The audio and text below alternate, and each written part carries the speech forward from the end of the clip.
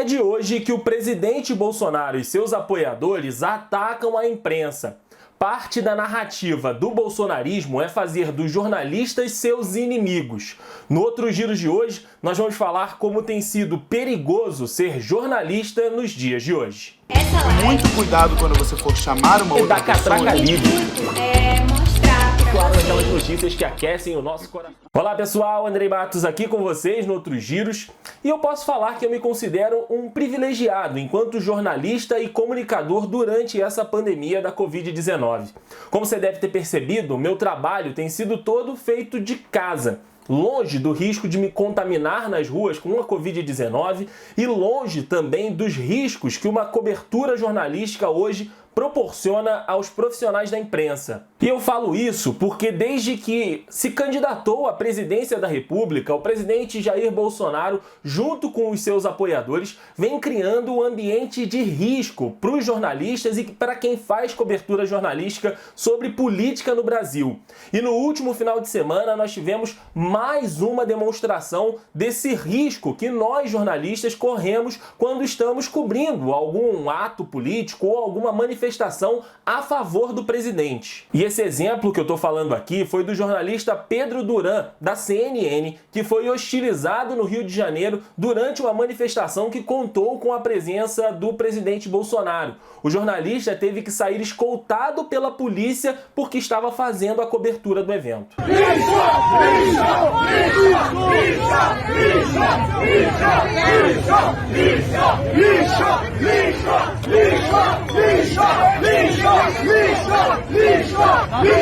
E esse ataque ao Pedro, os ataques à imprensa, eles são só mais um na galeria de vários ataques que o próprio Bolsonaro, a família Bolsonaro e os apoiadores deles fazem contra a imprensa. O Bolsonaro, desde as eleições, faz ataques diretos a vários jornais, Estado de São Paulo, Folha de São Paulo, sites e jornalistas de que eles não confiam ou de que eles desconfiam do profissionalismo, enfim, da investigação.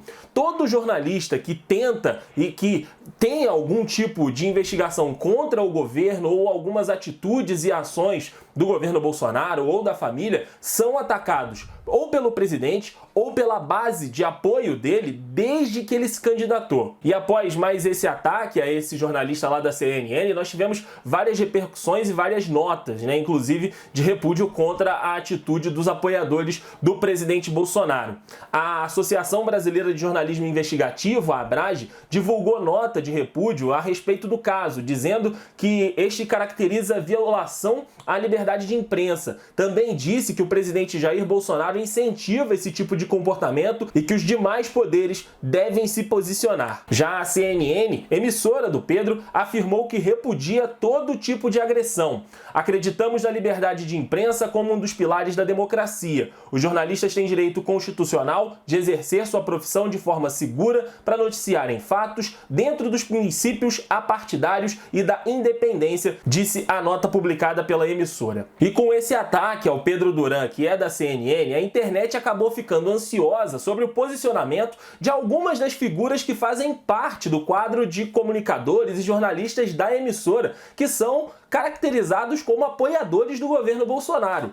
Um deles é o Alexandre Garcia, que é um apoiador oficial e passador de pano oficial também do governo, que ainda não se manifestou sobre esse ataque sofrido a um colega de emissora dele. E como eu disse, ser jornalista no Brasil e em alguns outros países do mundo é de fato ter uma profissão de risco. De acordo com o ranking mundial sobre a liberdade de imprensa da Organização de Repórteres Sem Fronteiras, nos últimos anos houve um aumento do risco da profissão em diversos países, entre eles o Brasil. No gráfico que a gente está vendo, olha, o Brasil recuou 4 posições e entrou na zona vermelha, classificada como difícil. Segundo a ONG, por aqui insultos, estigmação e orquestração de humilhações públicas de jornalistas se tornaram a marca registrada do presidente Jair Bolsonaro, de sua família e de pessoas próximas a ele. E o jornalismo, de fato, vive dias complicados. Eu sei disso. Dentro das redações, nas coberturas, existe, claro, uma grande crise crise financeira também no modelo do jornalismo e também há uma grave crise financeira que acaba atrapalhando a vida dos jornalistas, que acaba tendo que mexer muito com as posições. Eu sei disso tudo, mas o jornalismo ainda é